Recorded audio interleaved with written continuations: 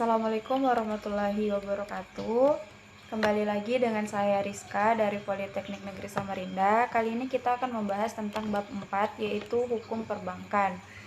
Nah, baik, langsung saja kita mulai. Yang pertama kita masuk pada terminologi bank atau pengertian bank. Kata bank sendiri berasal dari bahasa Itali, yaitu banca yang berarti bence, yaitu suatu bangku tempat duduk.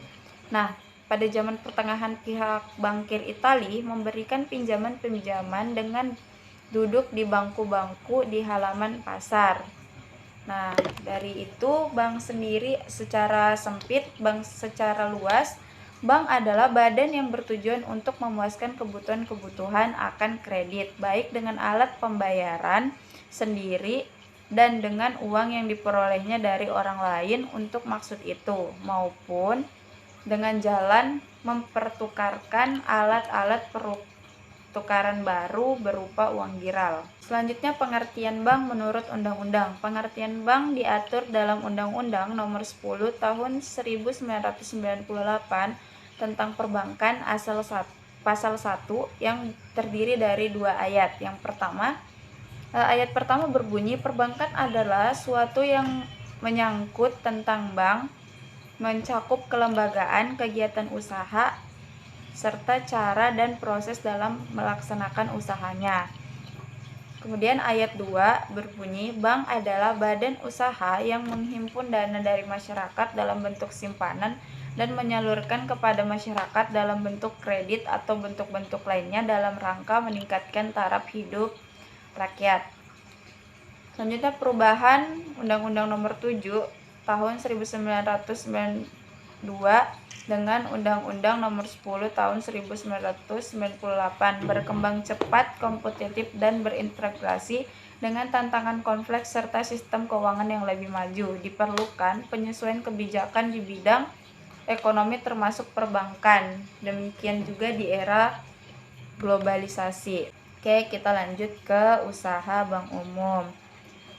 Usaha bank umum yang pertama yaitu menarik dana dari masyarakat dalam bentuk giro, deposito, sertifikat deposito, tabungan, dan bentuk-bentuk lain. Yang kedua, menyalurkan dana lewat pemberian kredit. Yang ketiga, menerbitkan surat pengakuan utang berupa wesel. Yang keempat, membeli, menjual, atau menjamin atas resiko sendiri dan atau atas kepentingan nasabah, yakni terhadap suatu surat berharga. Yang kelima, melakukan kegiatan dalam valuta asing. Yang keempat, melakukan penyertaan modal pada bank, perusahaan lain dalam bidang keuangan atau seperti perusahaan leasing, modal ventura, perusahaan efek asuransi, atau dalam lembaga clearing, penyelesaian, dan penyimpanan. Lanjut ke bentuk hukum suatu bank dapat berupa, yang pertama ada perusahaan daerah, koperasi, perseroan terbatas. Lanjut bentuk hukum suatu bank pengkreditan rakyat ada 4. Yang pertama perusahaan daerah, koperasi, perseroan terbatas, atau bentuk lain yang ditetapkan oleh peraturan pemerintah. Tujuannya memberikan wadah bagi penyelenggara lembaga perbankan yang lebih kecil dari bank pengkreditan rakyat seperti bank desa, lumbung desa, atau badan kredit desa. Selanjutnya, usaha bank pengkreditan rakyat. Usaha pengkreditan rakyat yang pertama menghimpun dana dari masyarakat dalam bentuk simpanan berupa deposito, berjangka, tabungan, atau dana atau bentuk lainnya yang dipersamakan dengan itu. Penyebutan bentuk lainnya dipersamakan dengan itu dimaksudkan untuk menampung kemungkinan adanya bentuk penghimpunan dana dari masyarakat oleh bank pengkreditan rakyat yang serupa dengan deposit berjangka dan tabungan, tetapi bukan giro atau simpanan lain yang dapat ditarik dengan cek. Yang kedua, memberikan kredit kepada masyarakat. Yang ketiga, menyediakan pembiayaan bagi nasabah berdasarkan prinsip syariah sesuai dengan ketentuan yang ditetapkan oleh Bank Indonesia sebagai bank sentral. Yang keempat, menempatkan dananya dalam bentuk sertifikat Bank Indonesia atau SBI, deposito berjangka, sertifikat deposito, dan atau tabungan pada bank lain. Oke. Dalam pasal 14 Undang-Undang Perbankan ditegaskan bahwa bank pengkreditan rakyat dilarang. Yang pertama, dilarang untuk menerima simpanan berupa giro dan ikut serta dalam lalu lintas pembayaran. Jadi bank pengkreditan rakyat ini fokus pada pengkreditan, menyalurkan dana kepada masyarakat saja. Oke.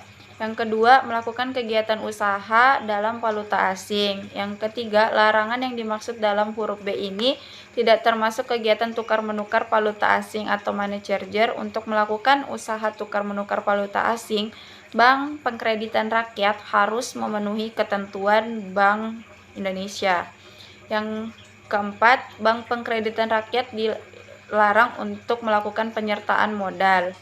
Yang kelima, Bank Indonesia dilarang untuk melakukan usaha perasuransian. Lanjut ke beda bank umum dan bank pengkreditan rakyat. Bank umum memberikan jasa dalam lalu lintas pembayaran, sedangkan BPR tidak memberikan jasa dalam lalu lintas pembayaran. Oke, lanjut rahasia bank. Menurut pasal 30 ayat 3 dan pasal 33 Undang-Undang Perbankan, yang dimaksud dengan rahasia bank adalah segala sesuatu yang berhubungan dengan keterangan mengenai penyimpanan dan simpannya, nasabah penyimpan dan simpanannya. Bagi bank melanggar ketentuan di atas, maka berdasarkan pasal 40 Undang-Undang Nomor 10 Tahun 1998 akan diberikan sanksi 2-4 tahun penjara serta denda sebesar 4 miliar sampai dengan 8 miliar. Lanjut ke pengecualian terhadap rahasia bank. Yang pertama, untuk kepentingan pajak. Prosedur pemberian izin Bank Indonesia atas permintaan Menteri Keuangan. Yang kedua, untuk kepentingan peradilan, di mana prosedur pemberi izin ini diberikan oleh pimpinan Bank Indonesia berupa izin tertulis atas permintaan tertulis dari polisi, jaksa, atau hakim. Yang selanjutnya, untuk kepentingan peradilan perdata antara bank dengan nasabahnya, di mana hal ini diberikan izin oleh direksi bank atau menginformasikan kepada pengadilan. Yang keempat, tukar-menukar informasi antar bank. Hal ini dibolehkan dengan prosedur pemberian izin dari direksi bank untuk memberitahukan kepada bank lain. Yang kelima, untuk kepentingan badan urusan piutang dan lelang negara atau panitia urusan piutang negara, di mana ini diberikan izin oleh pimpinan Bank Indonesia berupa izin tertulis atas permintaan tertulis dari Kepala BUPLN atau PUPN. Yang keenam, untuk kepentingan pihak yang ditunjuk oleh nasabah penyimpan panitia urusan piutang, di mana prosedur pemberian izin ini dilakukan oleh Bank Indonesia atas permintaan atau persetujuan atau kuasa tertulis dari nasabah yang menyimpan. Lanjut ke sanksi-sanksi hukum terhadap pelanggaran rahasia bank. Ciri khas dari sanksi pidana terhadap pelanggaran prinsip rahasia bank yaitu sebagai berikut. Yang pertama, terdapat ancaman hukuman minimal di samping ancaman hukuman maksimal. Yang kedua, antara hukum penjara dan hukum denda bersifat kumulatif bukan alternatif. Yang ketiga, tidak ada korelasi antara berat ringannya ancaman hukuman penjara dengan hukuman denda. Selanjutnya, prinsip hukum tentang bank berdasarkan syariah. Dasar hukum bank berdasarkan syariah diatur dalam Undang-Undang Perbankan Nomor 7 Tahun 1992, Pasal 6 dan Pasal 13 yang membuka kemungkinan bagi bank untuk melakukan kegiatan dengan prinsip bagi hasil dengan nasabahnya. Oke, lanjut dasar hukum berupa perjanjian.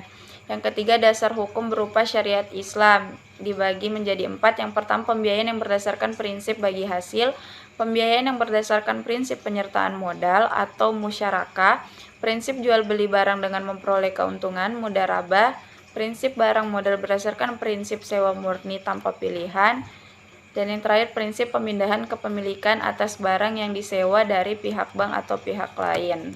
Oke, itu saja yang saya sampaikan. Terima kasih, kurang lebihnya mohon dimaafkan. Wassalamualaikum warahmatullahi wabarakatuh.